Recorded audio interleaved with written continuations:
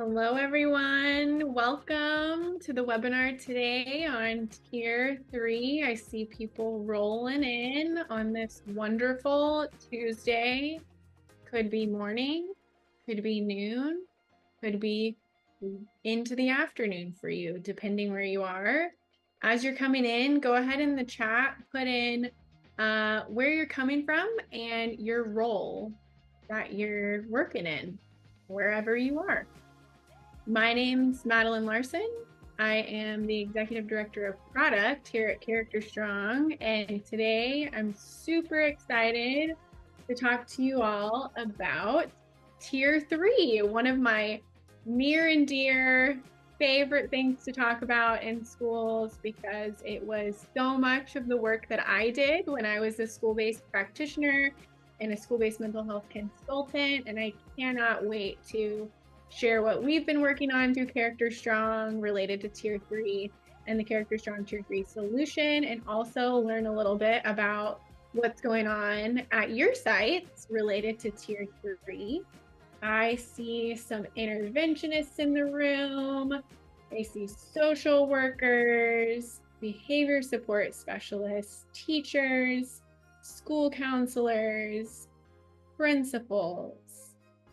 We got a whole slew of roles here in the room. Super excited. I'm sure there will be lots of nuggets of information that you can pick up along the way as we talk through Tier 3, the problem, the why, and the solution, and what we've been working on at Character Strong. If you are ready to roll, go ahead in the chat. We do these relational kind of connection games in all of our curriculum in Tier 1, Tier 2, Tier 3. So go ahead and respond to this prompt. Look at this picture and what two things and one person would you bring here and why? When I looked at this immediately, I thought, that's a lot of walking. I probably would want to bring a, one of those like folding chairs that come in a backpack. I would probably bring that. I'd want to take several stops along these tiers and just sit down, relax, and look out on the wonderful vista that probably is on the other side of this image. And then definitely snacks. And then I probably would want to bring one of my kids because like they're so energetic, and that would be the thing that kept me going to the top, is chasing them and making sure they were safe getting to the top.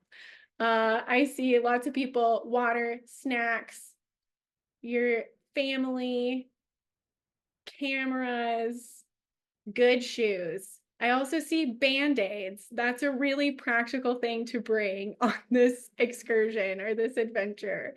All right, so let's get into the content. It was so wonderful to play that connection game with you. So before we get started, if you haven't heard already, my name's Madeline Larson. I am the Executive Director of Product at Character Strong. My background is as a school psychologist and mental health provider in schools and in community-based clinics, and also worked as a consultant helping schools embed school-based mental health supports into their offerings at their schools and in their district systems.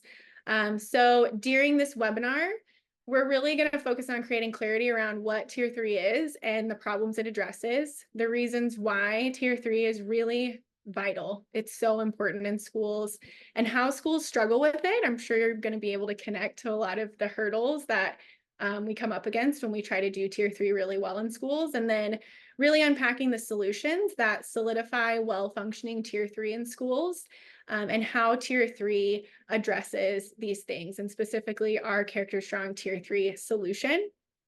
This webinar is going to be recorded. There's going to be some resources dropped in the chat, so don't feel like you have to write everything down. You're going to get the recording pretty quickly after we finish the webinar, and make sure you have the chat open so you can download resources and connect with anything that our wonderful Character Strong team drops in the chat for you as I talk and talk and talk and ask you questions. All right. Let's talk about Tier 3 and what we mean. At Character Strong, we really like to break things down into kind of like a formula for success. It really helps us understand like what is it that makes up tier 3 and really differentiates it from any other type of support? So in our formula for tier 3, we have a who, a what, and how that makes tier 3 happen. So the who is really a few students. Tier 3 is really designed for those kids who have pretty intensive and significant mental health needs or behavioral needs in our school systems. These kids oftentimes need really intensive and personalized support. So that's really a crux of what differentiates tier 2 from tier 3. Tier 3 is brief. It's really straightforward, scope and sequence. It's group-based and resource efficient most times.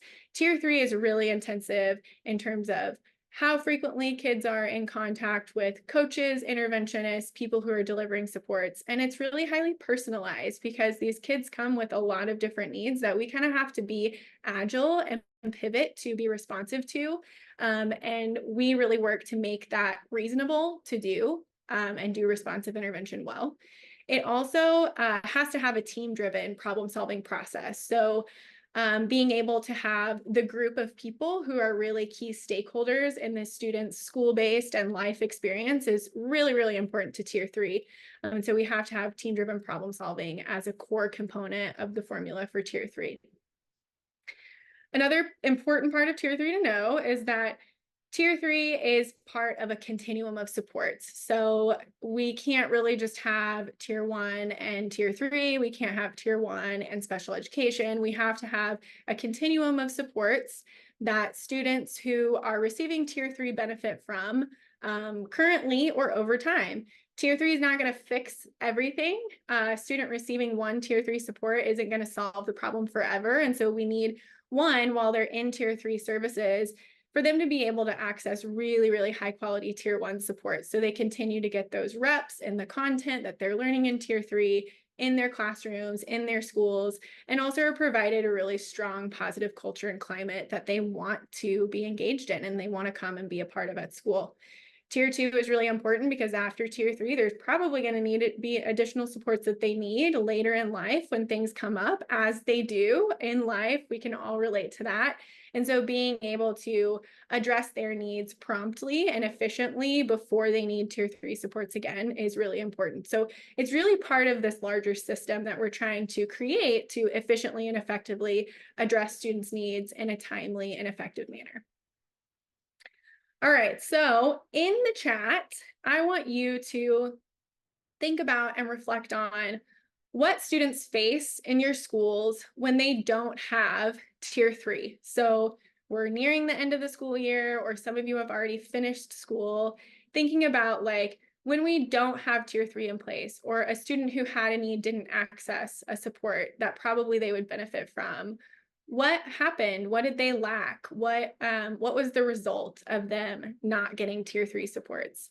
I know as a school-based practitioner, a lot of times I would see a lot of kids who had a need, and I was only one practitioner in the school and only had so many hours in my day. And so I saw a lot of kids struggle for a really long time because we just did not have a coordinated system of care.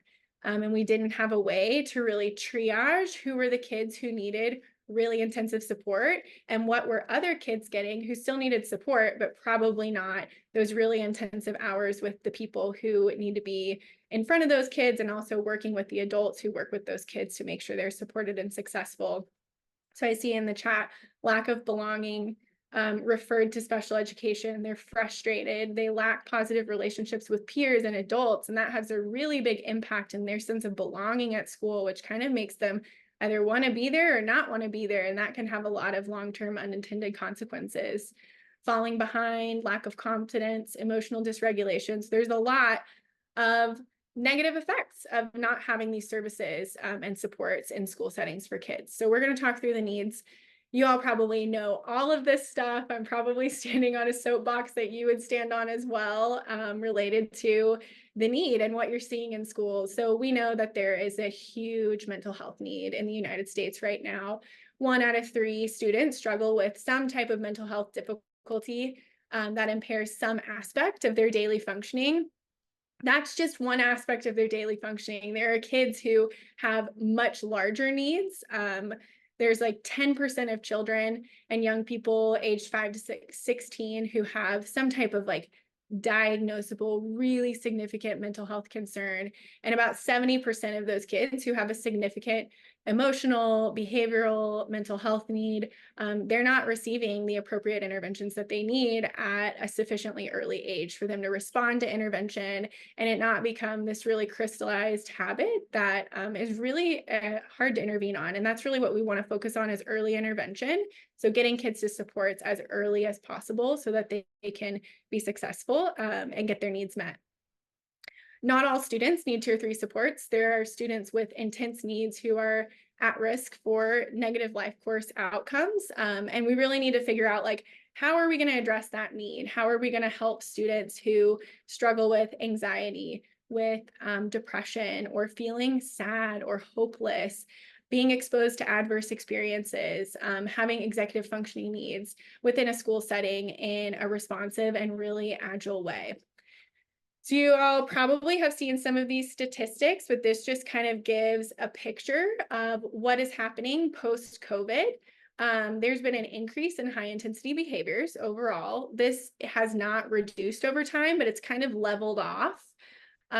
We know more students than previously are really bringing to school some pretty big behaviors and some pretty big internalizing needs, and that's not really going away. So that really requires us to be in a place where we have to figure this out. We have to develop a way for people in school settings to be able to provide differentiated supports to match the intensity and the root cause of students' needs. So we really have to figure out what to do because this problem isn't leaving. It's been increasing, and kids need access to supports that are going to address the need. It doesn't just affect the students who have the need, it affects people around them. So if you look at the data, 1 to 2 of every 10 educators has experienced some form of violence from students. So we know students are bringing these needs and educators are desperately needing solutions. People in schools are needing solutions. We need a way to prevent instead of being constantly stuck in this reactive state where we're responding to these really critical crisis incidents. We have to think about like, what are we doing and how are we doing it? And how do we equip people with tools that they can use to actually address this problem? Because right now, what happens is we don't have a lot in schools that can be super helpful with bridging this gap between like tier 1 and 2 supports and special education. And oftentimes we get stuck in this external locus of control where we're paying attention to factors that are outside of our immediate control and in our immediate environment. And that really gets us stuck. Our brains are a really incredibly powerful muscle, and what we think impacts what we do and how we feel. So this belief that there's a solution that lives outside of the school walls really causes this wear and tear on educators and school professionals' well-being. So instead of feeling empowered to provide solutions for these students, they end up feeling really fatigued and frustrated and lack a lot of confidence that there really will ever be a solution that could bring about change. And that results in a feeling of being outmatched. People feel outmatched to cope with the behaviors that they're seeing in schools, what they could provide as support. So we know we have to be a part of the solution and flipping the script. Because when educators or school-based professionals feel a lack of competence and confidence around tier 3 support specifically, we get in this pattern of behavior around kicking the can of the solution to somebody else, saying like, it's not going to be me who can do this, or it's in my scope of practice. There are some people in school buildings who really can provide the tools that are necessary if they're given them to address these behaviors, to address this concern. There's been a lot of research that shows that when we equip people with training and with usable interventions, they actually can do tier 3 support really, really well, and kids respond to it significantly and sustain that impact, that positive impact over time. When we have staff that feel lack of confidence and competence related to tier 3, we often rely on contracted mental health support. I was a mental health provider in schools that was contracted. Sometimes it's like the best solution that you have, and a lot of contracted mental health providers are absolutely excellent. And the model is not, it's not perfect. It's not a perfect solution. And it's, you know, one of the ways that we can provide support, but it's not the way that we can significantly increase capacity to deliver tier 3. It creates fragmentation.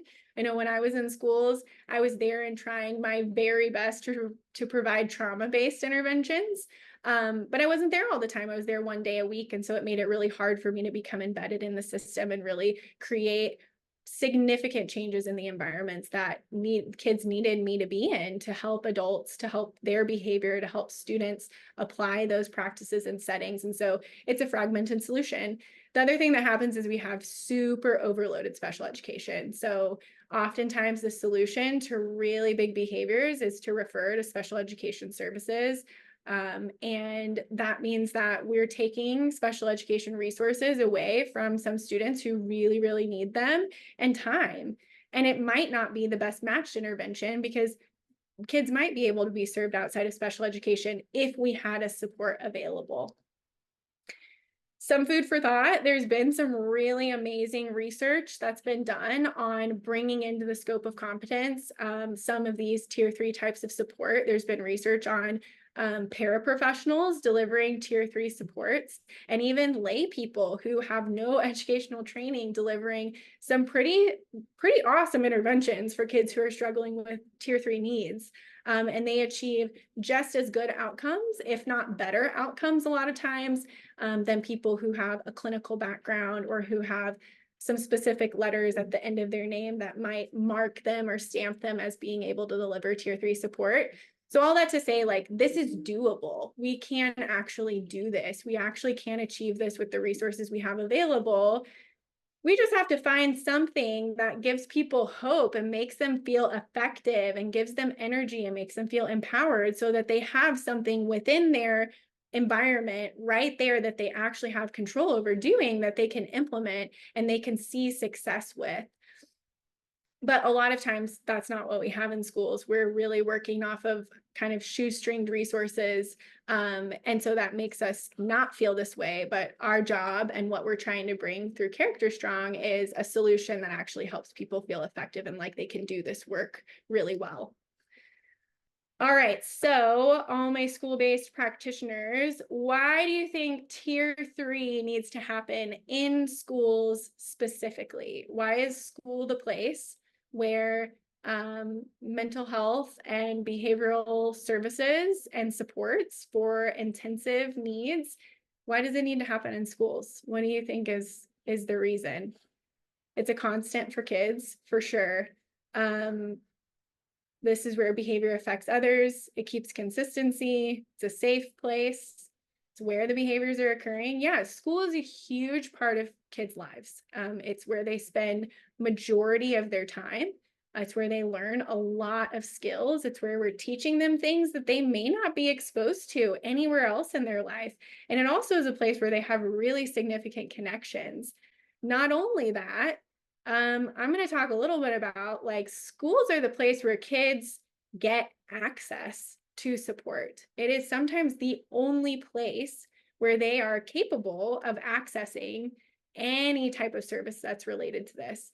It's also a place where they are most likely to continue to engage in those supports. So when we talk about structure and consistency, when we talk about it's the place where they have connections, it's a safe space, like, schools are ripe for having these types of services available to kids who need them. So let's talk through the rates of mental health service use across different settings.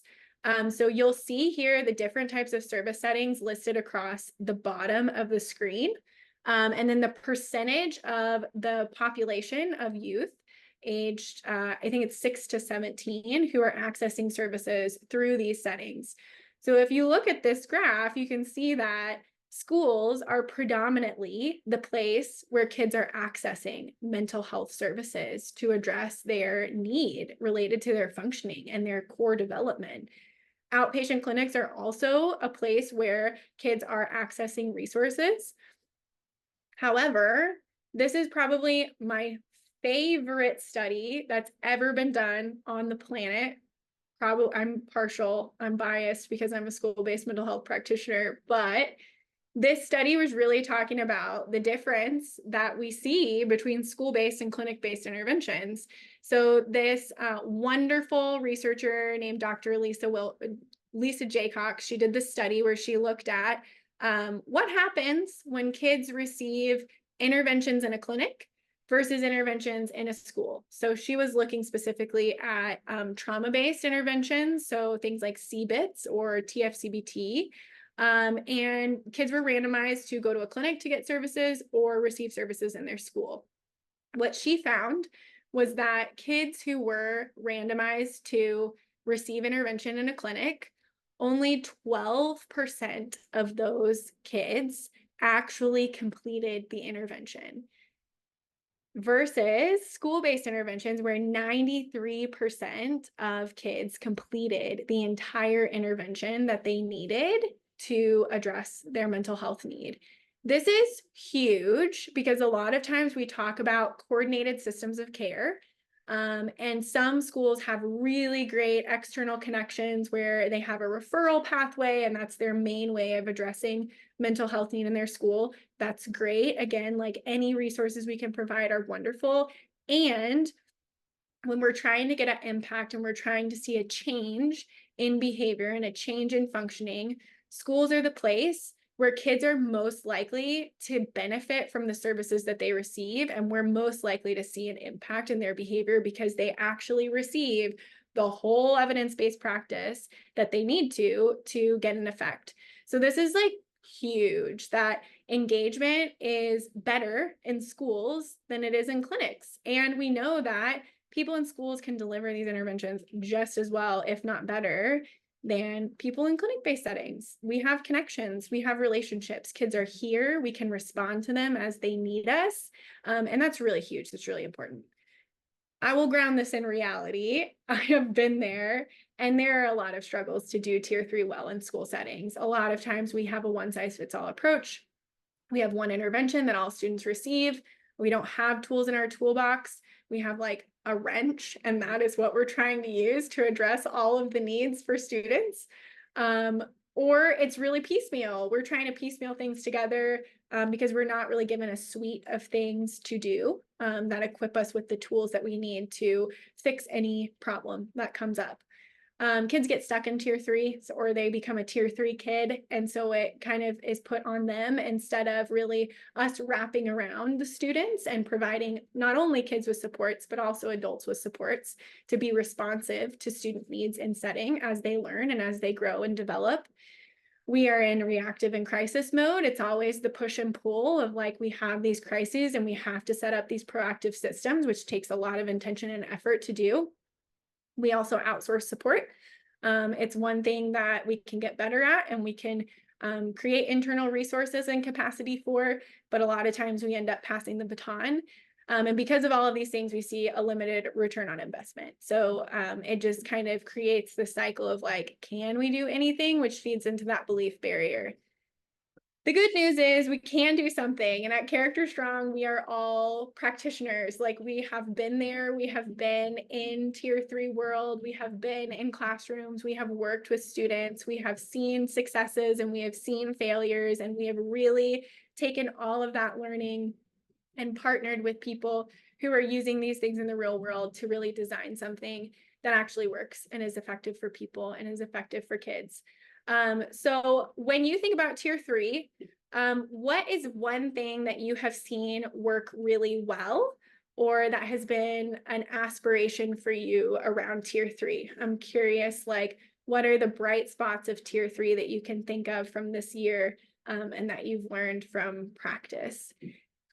I know that for me, when I was in practice, or when I was working as a consultant, helping schools set up systems for school-based mental health, we really talked about like, it takes one kid at a time. Like, even if you can just chip away and build buy-in and build understanding and cultivate like a sense of urgency and need and desire to do this work, like, committing to starting small and persisting is so important in tier 3 in practice. And we hope that through the Character Strong tier 3 solution, we can provide a system that you can use where you don't have to develop everything yourself, and you can just get to the work so that you can do more quickly is our goal. I see in the chat, students knowing they have a guaranteed support person they can talk to without judgment. That is so huge. Just having that one person, that a student who has really significant needs and a lot going on in their life, that they can come to consistently, and that they provide predictability and care and positive regard is so important. Staff that empower families and other staff, that culture is really important. Building student confidence, mentors, intensive on tier 3, problem solving teams working together, and communication, all super important to getting tier 3 right. So when we think about tier 3 and we think about what does it take to really make it happen and lift it off the ground, we think of 4 things. We have in our tier 3 solution, personalized intervention pathways. We can't just have a one-size-fits-all approach. We have to have things that actually are complementary to the needs of the student, the skills they need to build, and the environmental supports that they need in place to be really successful. And within those interventions, being able to be really responsive at any given point in time and sensitive to what students need right then and there. Because it's not like tier 2 where you get a group of kids together, you're teaching a really specific skill. There's a lot of repetition that goes into tier 3. There's a lot of reteaching. There's a lot of solutions focused things that go into tier 3. There's a lot of interrupted incidences where you're like, oh my gosh, I'm going to have to deal with this crisis. And how do I do that? So we really provide these personalized pathways that help equip your providers with the supports that they need to be really successful and deliver tier 3 really well without having to do any guesswork. We also have database decision-making tools. So one of the biggest things about intervention that can be really helpful or a real hindrance is knowing if they're working or not, knowing if they're effective. And one of the best ways to know if they're effective or they're not effective and what to do next is to have data. Information is power, and being able to equip your staff and equip your team with information that is really high quality. It's valid, it's reliable, that you can count on to make really structured decisions, and also be guided in how to use that data to make decisions is super, super important to tier 3 and MTSS in general, or multi-tiered systems of support. We also have a student dashboard. This is really going to help teams understand who is receiving services, what they're receiving in a snapshot, so that you don't have to do a lot of tracking of things in Excel sheets or documentation of things. It's all right there for you, and it really organizes the work.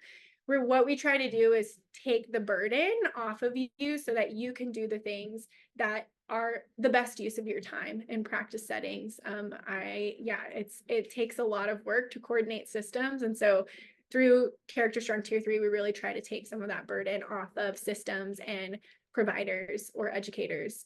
We also provide ongoing professional development. So one of the things that we know is so critical to increasing capacity to do tier 3 work in schools is to provide people with the educational resources that they need to feel competent and confident that they can do these things really successfully. So not only do we provide in-person or virtual trainings, ongoing deep dives at the beginning of the year and the middle of the year, and monthly trainings, we also provide asynchronous training, really comprehensive, because we know you need tools when you need them. You don't just need to go to one training and then try to remember everything that you got in that training and implement it. We know you're going to need the resources to learn the things as you're doing them. So that job embedded training is something we've really thought through and provided through the Character Strong tier 3 solution.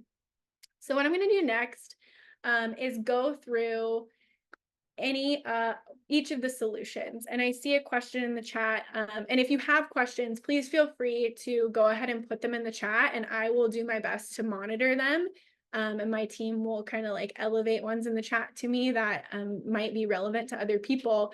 But if you have questions, please feel free to put them in the chat and I will address them as I go through. I see Diane said our lessons 1-to-1 or for small groups. For tier 3, we're really looking at individualized intervention. So it's really focused on creating interventions for one student to receive individually. We do have a tier 2 solution that is much more resource efficient, really designed to be delivered with groups, and really is focused on that group-based facilitation of skills support. And then in that tier 2 solution, we also have what we call performance-based supports, which are kind of motivational enhancement strategies, because we know some kids know the skills, they just need kind of prompts and cues to be able to engage in the behaviors we know that they have, and just need to exhibit more consistently. So the first solution for tier 3, that individualized one-on-one support, is really focusing on supports matched to identified root causes. So when we're starting to think about developing an intervention for a student with really significant needs, there's a lot of places where we can mismatch an intervention to their need. And that mismatch leads to reduced return on investment because they're not really getting the type of support that they need to be successful. The first kind of layer of the onion when we think about matching supports to student needs is personalized support related to whether they need to acquire a skill or they need support in their environment to be able to exhibit that skill more consistently over time. Some kids in tier 3 are going to need both of these supports. The important thing is that we match the support to the student's individualized need. So when a student has a skill support need and they need what we call a skill support pathway, they're really acquiring knowledge, motivation, and the skill sets that they need to be successful. This pathway is really informed by a practical approach to cognitive behavioral intervention, which is like the best evidence-based intervention that you could provide to students who have an emotional, a mental health, or a behavioral need. Then we have, so this is kind of like the inside out change where we're teaching students strategies that they can use to cope with environmental stressors that are coming up in their environments, in their educational environment, in their life environment. And then there's the environmental support pathway, which really is helping students with challenging behaviors. So these students who have really, these are the critical incidents where we're evacuating classrooms, we have crisis situations. The environmental support is really focused on preventing the need for that type of big behavior to ever need to happen because the students' needs are getting met in the classroom before there's a need for that. And so it's really based in a practical approach to function-based assessment and behavior support planning that really focuses on teaching adults and also equipping students with skills related to prevention strategies, teaching strategies, and responsive strategies in their environment so that we don't have to get to a crisis situation because we know what to do to support the student when there's something in the environment that is likely to create a big behavior occurring. So this is really based in this theory to end all theories. It's called the person by environment interaction. And it's a very, very, very well validated theory. At Character Strong, we really feel it's important to ground everything in evidence and in theory because that is what makes it actually work and have an impact. So when we have the skills pathway or the environmental pathway matched to the student, then they're more likely to be successful because they're getting the support that they need at that first layer of the onion personalization. The second layer of personalization is, and we actually like structure how you do this. So you don't have, this isn't like something you have to create. It's not like something you have to figure out. We actually lead you through the process of doing this. So in step 1 of starting a tier 3 case, we have people define the need, the behaviors that they want to decrease or increase. Then we analyze why the need exists. Is it an intense behavior that requires environmental support? Is it a mental health need that requires skills and supportive relationships? And then we guide the practitioner or the team toward a personalized pathway that they then kind of dig deeper into that next layer of the onion of personalization. And this is kind of what it looks like in the platform. We really want to make assessment doable and not something that prevents kids from accessing the services that they need, because it is very easy to get stuck in a lot of assessment to figure out what students need. So this is one of the brief assessment tools that we use to personalize supports. And this leads into our evidence-based environmental support pathway and skills support pathway. In the environmental support, I'll dig into this deeper here in a minute, but it's really focused on function-based support plans. So this is an evidence-based practice that is grounded in behavioral theory. It's a process to generate kind of a defensible hypothesis that explains why a behavior is happening. What we've designed allows people to do this without extensive applied behavior analysis or ABA training, because we don't have a ton of what are called BCBA professionals available to do this in a timely manner at scale. So with the platform, the embedded training and the monthly professional development, along with case consultation along the way that we provide, there are a lot of people with backgrounds that would set them up for success to do this FBA and behavior intervention planning process without the need for an ABA background.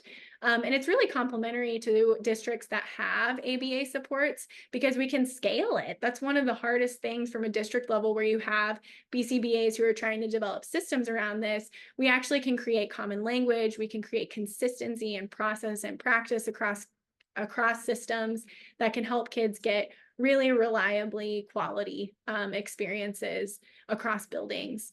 So there may be a policy that's specific to schools or districts, but we've designed this with workforce limitations in mind to be able to be completed effectively without specialized training. So in this, we've developed ways for teams to engage in training that helps them become behaviorally oriented, to gather FBA data, develop a defensible hypothesis, and then generate a personalized plan for an educator to implement with coaching support. So when we talk about functional behavior assessment, we're really talking about an information gathering process to identify environmental factors that reliably predict and maintain specific unskillful behaviors to inform the development of a personalized behavior support pathway. So it's just a really specific type of assessment process that typically is reserved for a really specific type of practitioner, but it's so effective that we want to unlock the capability of other people to do this in a really pragmatic, practical way. So this is what the environmental pathway process kind of looks like. To develop a really individualized behavior support plan that lives in the environment where the student has really significant behavioral needs. So gather FBA data, then we use that data to develop a hypothesis, our best guess at why the behavior is happening, so that we can create an intervention or a set of strategies around those root causes of why the behavior is occurring. And that results in a behavior support plan that's specific to that student that we can evaluate the effectiveness of with really practical progress monitoring data. When we flip over to the skill support pathway, so this is kind of the inside out intervention, we have personalized skill focused supports for students with an underlying mental health need. So in this support, we're trying to combat the one size fits all approach. We have 4 grade bands so that the content is really developmentally appropriate. We have 4 content areas that address anxiety, depression, executive functioning, and trauma. And these are all grounded in this common elements approach to evidence-based practice. In the skill support pathway, we also provide school resources and family resources so that these skills don't just live in the office with the student and practitioner, that they're actually being generalized to the place where they need to be applied. So it's one big barrier to contracted support, is that a lot of times it just lives with the practitioner and it never gets transferred over into the environment where it needs to exist. And so that's a big focus of the skill support pathway. Here's a description of our skill supports that we provide. And so this is kind of that next layer of personalizing supports for students who have a mental health need, who have a need to develop skills to cope with stressors in their life. So we have, we call these courageous and confident, purposeful and proud, regulated and resilient, and focused and successful, to really try to leverage strengths-based language in all of our documentation and all of our external facing content so that it's grounded in growth. and really promoting positive outcomes. Within our Character Strong kind of universe or offerings, we have skill supports at every tier now. So tier 1 has skill supports with our SEL programs. Tier 2 has our group-based interventions like we were talking about earlier. And then tier 3 has our individualized one-on-one supports for students who have that really significant need for mental health or behavior supports.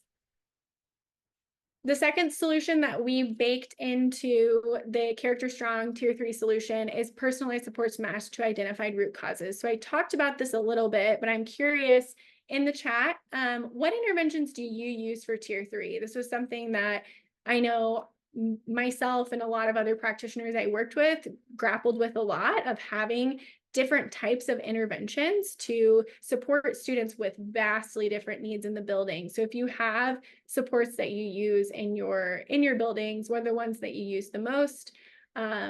Is it something that you have a suite of interventions around, or is it more a one-size-fits-all approach?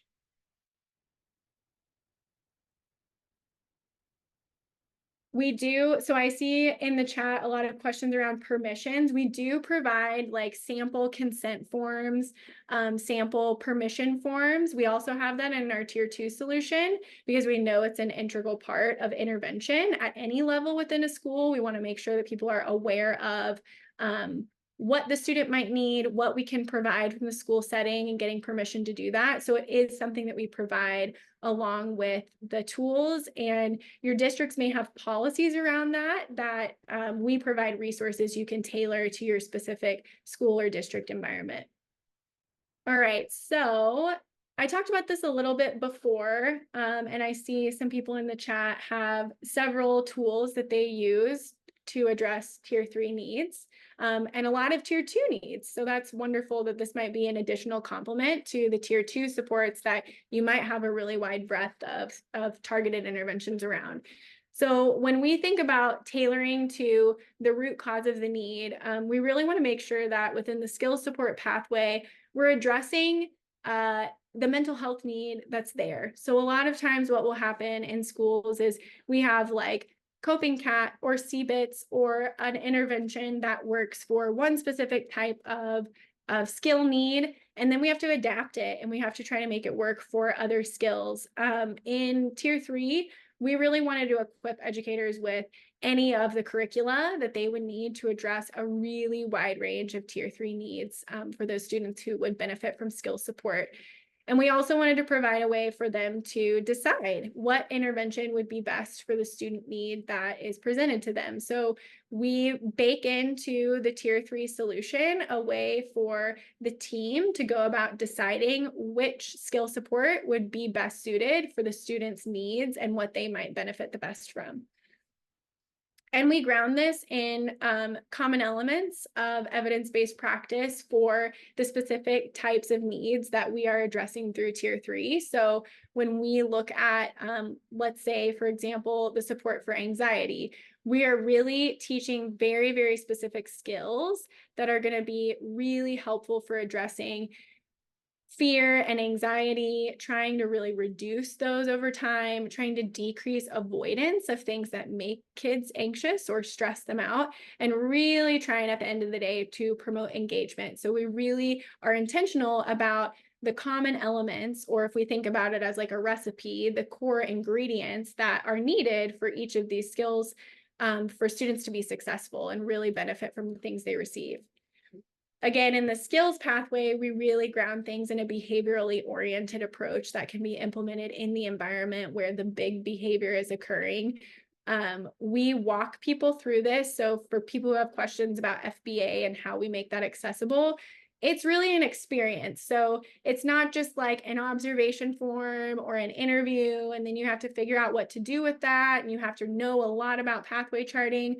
We make it really concrete and we put it into tasks that a team completes together to walk them through this process in a really practical way, because this can get really complicated really quickly and it can require a lot of knowledge to do. And we really want to make this accessible to people so that kids can benefit from it because it's so effective. So we really break it down into tasks. The functional behavior assessment provides us with data to generate a hypothesis, which helps us develop a plan for the student. So we built in where you can do a full FBA or you can do a brief FBA if that's a better situation for what you need and for the level of specificity that you need in it and the resources you have.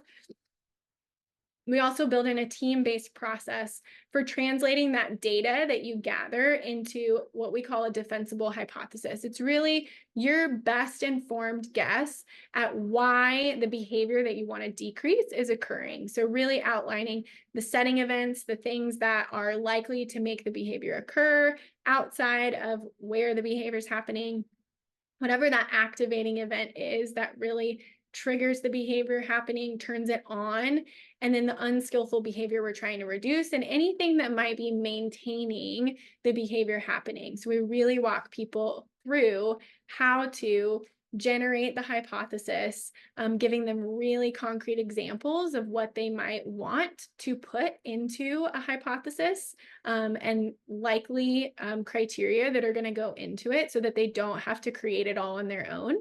To define the behavior, identify the activating event, determine the setting events, identify really the function of the behavior, why it's probably happening, and then generate and confirm that hypothesis.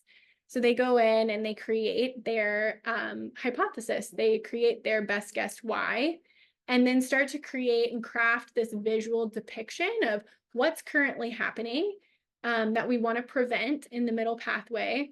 The upper pathway, that is the end goal we want to promote. And then this lower pathway, which really is the thing we're able to accept as the replacement to that unskillful behavior that's happening while we're working toward building skills for the student to get on that upper pathway, that end goal that we have in mind. And we walk people through this step by step. So there's tasks related to defining the middle pathway, there's tasks related to defining the lower pathway, and then there's tasks related to defining the upper pathway. We really break it down into really concrete tasks for people so it doesn't get confusing and it doesn't get convoluted.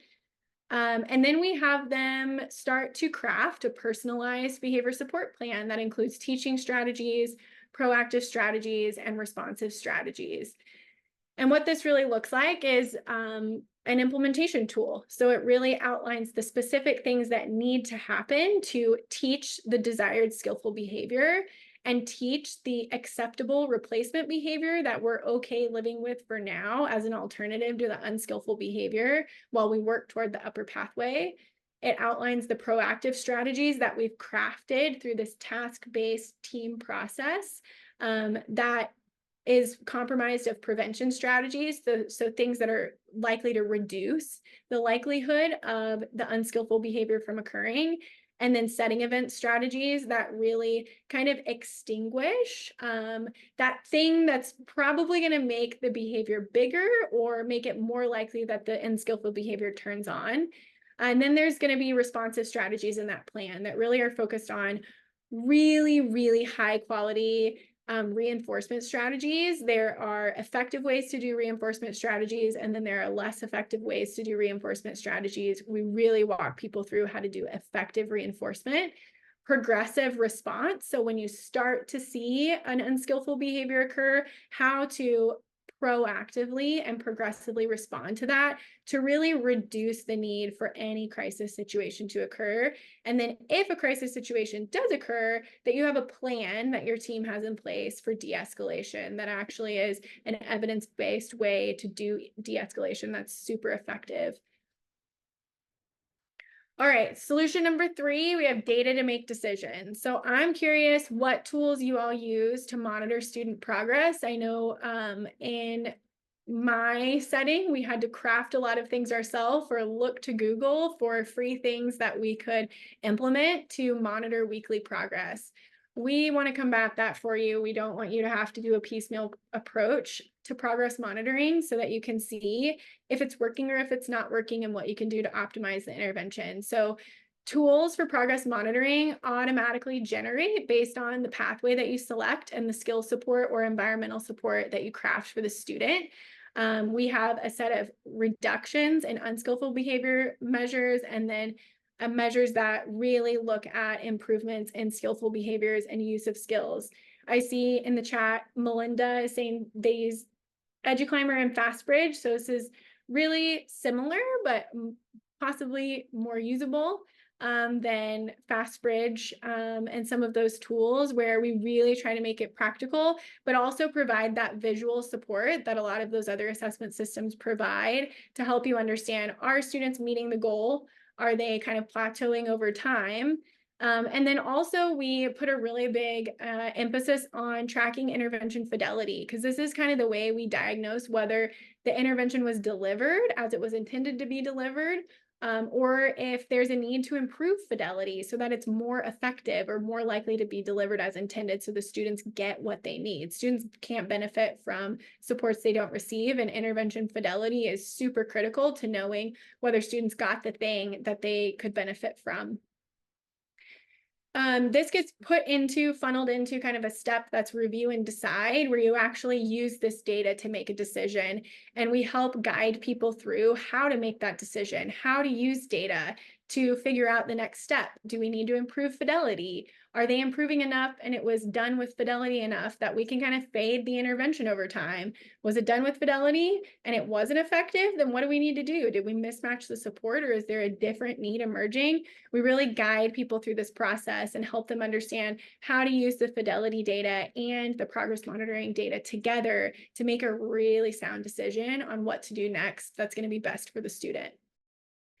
The last and fourth solution that we bake in is teaming and job embedded training. So in our teaming structure, we really put an emphasis on helping teams or helping buildings come up with the right people who are going to be in the right seats to be on that tier 3 team. Structures to help people meet routinely to talk about who needs supports and how those supports are going. A problem-solving process that helps people not just get in problem admiration, but actually get into solution generation talk and decision-making, and then data for that team to make decisions and help allocate resources. Oftentimes in settings where we don't have teaming resources, we feel very disorganized, and it feels like it's going to be a really big task to get into place. The reality is that a lot of times we don't have a plan related to tier 3. And so it feels like a big knot to untangle because we don't have the steps in place that we need to really set up the system. And that system is so important to be able to reduce those reactive incidences or the amount of time that we're spending in reactivity, and really focus it on systems that are going to prevent and promote. And so through tier 2, we really try to give tools to teams to really have a process that they can hang all of their time and attention and work on. So in tier 3, we have this process where in step 1, you define, analyze, and select. You develop the plan, you implement and monitor progress, and you review and decide. And you've seen a little bit of how we do each of those steps with a team and with a provider to be able to get to the point where we can review the data, see if it's working, see if the intervention was delivered, and decide what to do next. We also know that training is really important. So we do provide in-service trainings or virtual trainings. And we also provide asynchronous training in the platform so that people can go in and, based on their role, they can actually access really in-depth, high-quality training around tier 3 that's really tailored to what they need to do in the process. We have training modules that help people understand how to get started with tier 2, how to access the platform, so there's no logistical problems that are going to get in the way of people starting to deliver the supports. And then we have also some certifications or trainings that people can get into to really understand how to deliver the supports, how to be a leader that supports tier 3 scaling, and how to be a member of tier 3 team. In the platform, we also keep you up to date with information on upcoming webinars, upcoming trainings, different office hours, or case consultations that you can attend on an ongoing basis forever as long as you have tier 3 in your system, so that you continue to get that education and support to really deliver tier 3 with quality and see an impact in your schools and your districts. So that is tier 3. It's a lot in there, and it's really trying to meet all of the pain points of what we know happens in schools when we're trying to set tier 3 systems and deliver tier 3 supports. If you're interested in learning more about Character Strong or in tier 3, please check out our upcoming events. We've got some demos that will really walk you through all of the platforms that we have and all of the services and programs that we have available. There's a tier 3 solution demo coming up on June 20th that might be interesting.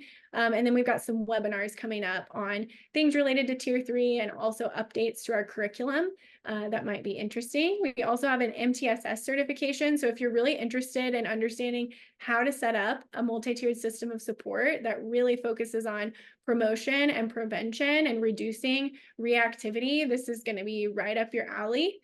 And then we also have some trainings that are super helpful to building that really core tier 1 support that is super important to providing those cultures and climates and classroom environments that really help kids develop a sense of belonging and engagement that gets them to school and keeps them there.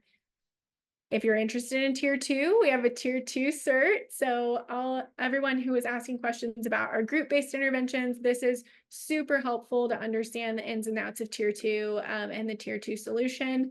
And then we have our national conference coming up, which is a wonderful event that we all attend and really is a great way to fill your cup and connect with other people who are delivering these services and have a lot of passion for the work that we're doing to support students in schools. So thank you all so much for your time today. I hope you learned some nuggets that you can take away, and I hope you enjoy the rest of your Tuesday. Thanks so much.